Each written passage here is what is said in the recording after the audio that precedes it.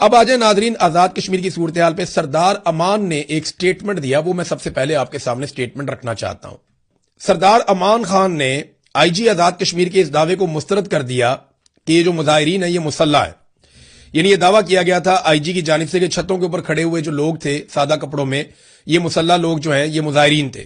لیکن انہوں نے کہا نہیں, یہ مظاہرین نہیں تھے, عمارتوں پر سیکورٹی فورسز کے شوٹرز کھڑے تھے, ان کا تعلق مظاہرین سے نہیں تھا.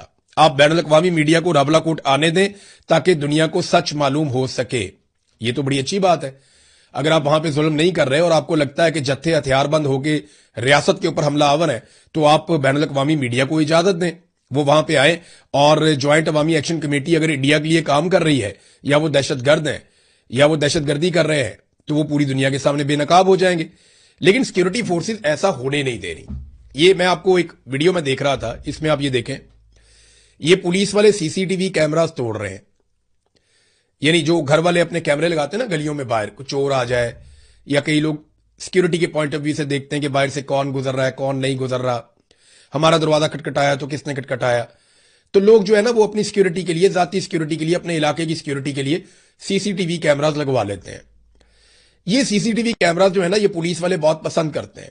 وہ یہ کہتے ہیں کہ ان کے ذریعے سے ہمیں جرائم کو پکڑنے میں مدد ملتی ہے, شر پسندوں پہ قابو پانے میں مدد ملتی ہے.